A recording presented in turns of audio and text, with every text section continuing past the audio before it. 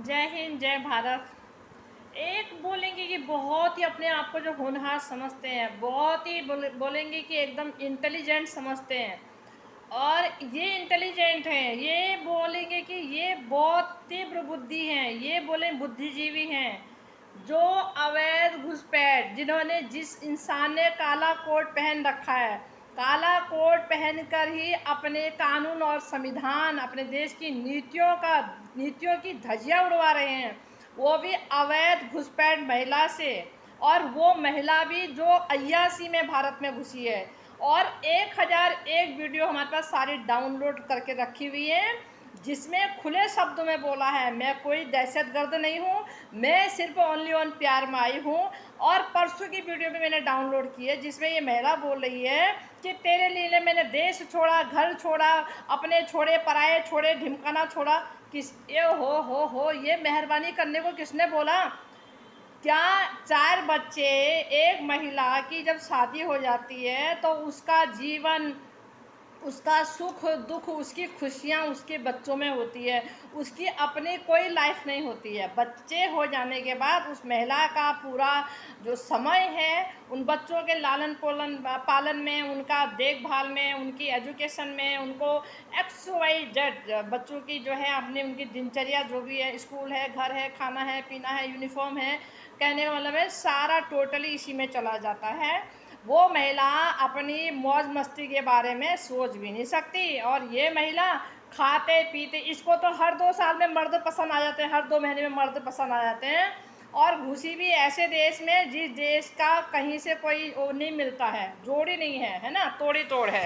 तो कहने का मतलब है भारत देश जो यहाँ पे इस घुसपैठ महिला को रिश्ते नाते, व्यक्तिगत रिश्ते नाते बना के जो यहाँ पे इसको बचाने में लगे हैं। क्यों भाई? काला कोट पहन लेने से तुम्हारे को क्या ज़्यादा पावर मिल जाएगी? काला कोट पहन लेने से तुम्हारे को कानून से छूट है क्या? काला कोट पहन लेने से क्या आप अपराध करोगे? क्या काला कोट पहन लेने से आपको जो कानून है उसमें क्या बोलेंगे अपराधों में डिस्काउंट मिलता है? क्या आपके लिए अलग संविधान बना है? आम नागरिक जो आम जन है वो मतलब उनके लिए कानून होगा, उनकी ठुकाई के लिए या उन पे सख्ती से लागू होगा। तुम्हारे लिए कौन सा कानून बना है? क्या तुम कोई अलग ही वीआईपी दायरे में आते हो? काला कोट पहन लिया तो तुम मन की मर्जी करोगे, अवैध घुसपैठ को भारत में बचाने का काम करोगे। विधायक की सेटिंग कर, इधर से सेटिंग कर, उधर से सेटिंग कर, फर्जी दस्तावेज बना, फर्जी ये कर, फर्जी वो कर। कहते हैं ना, मैं करके बकरी कब तक खैर मनाएगी, एक दिन छुरी के नीचे तो आएगी आएगी। तो ये मैं खुले शब्द में बोल रही हूँ, ये देश किसी की पिताजी की अकेले की जागीर नहीं है। ये कानून जो हमारा कानून तोड़ा जा रहा है, और तोड़ा भी उनके हाथों तोड़ा जा रहा है जो देश के नागरिक हैं। अच्छा, देश के नागरिक के साथ साथ में काला कोट पहन रखा है, जिन्हें मालूम है कि कौन से अपराध में कौन सी सजा मिलती है। मतलब ये कि अगला बंदा देश की महिलाओं को गालियां दे रहा है, देश की महिलाओं को अपशब्द का प्रयोग कर रहा है, इतने इतने ऐसे ऐसे वाक्य बोल रहा है कि जिसका मतलब कोई वो नहीं है। बेशर्मी वाले शब्दों को बोल रहा है, ठलवी, पता नहीं कौन सी रोड में बैठो, विधवा है, फलानी है, ढिमकाना है। विधवा होगी तेरी माँ, और विधवा होगी तेरी बहनें, विधवा होंगी तेरी सगी संबंधी जो है, ठीक है। अरे एक तो देश में अवैध घुसपैठ का तुम नाजायज तरीके से उसका बचाव कर रहे हो, ऊपर से देश की महिलाओं को गाली दे रहे हो, कहते हो हमारा देश। किस बात का देश भाई? जो देश के बारे में सोचता है, देश की कानून व्यवस्थाओं के बारे में सोचता है, अब जो हमारा कानून को तोड़ने का काम करेगा उसके बारे में सोचता है कि जो देश की रक्षक है वो देश का नागरिक है, जो देश का रक्षक है वही देश का नागरिक है। जो देश का भक्षण कर रहा है, जो देश का भक्षक है, जो देश का शोषण कर रहा है, जो कानून का शोषण कर रहा है, जो नाजायज तरीके से विभागों में शोषण कर रहा है, वो नहीं है, वो भक्षक है। वो देश का रक्षक भी नहीं है, वो देश का नागरिक भी नहीं है। देश के नागरिक के क्या कर्तव्य हैं पहले उनको भली भांति पढ़ो, ठीक है। और दूसरी बात ये है, ये कह रहा है वहाँ पे जाएंगे, बोलेंगे कि तोप और बंदूकें चलाएंगे, क्या अच्छा लगेगा? ओ भाई, कि हमें इसके अच्छे लगने बुरे लगने से क्या मतलब है? तो फिर और भी औरों को बुला लाना। मतलब तूने पाकिस्तान के नागरिकों का ठेका ले रखा है, तुम्हें कानून में यही पढ़ाया जाता है, तुमने लॉ की पढ़ाई करी उसमें यही लिखा था कि जब अवैध घुसपैठ करके कोई आ जाए तो फिर उनको यहाँ पे इसलिए रखो कि वो अपने पाकिस्तान में जाएंगे तो फिर वो हथियार चलाएंगे, वो बंदूक चलाएंगे। तो भाई वो अगर बंदूक, अगर उनकी फितरत ही वही है तो उनको तो तुम कुछ भी कर लो, उधर चलाएंगे। तो वहाँ पाकिस्तान में तो फिर भैया ये चार क्यों बचाने, 3 लड़के एक ही, ये लड़का ही क्यों बचाना है? फिर तो भैया सारे को उठा के लेके आओ, फिर मुस्लिमों को क्यों, हिंदुओं को उठा के लेके आओ ना, फिर उनको भी यहाँ पे वो करो। सरकार क्यों मान बैठी है? भारत सरकार की सीमा गुलाम हैदर भारत सरकार की मुजरिम है। भारत सरकार के द्वारा इस पे कार्रवाई होनी चाहिए थी। भारत सरकार क्यों मौन बैठी है? गड़बड़ घोटाला है। और बार बार उसी डेट पे जो स्ट्राइक हो रही है, और खींचते खींचते आज इतना लंबा जो ये समय यहाँ पे निकल चुका है। तो देश की जनता को बेवकूफ़ ना समझो, देश की जनता भली भांति जानती है।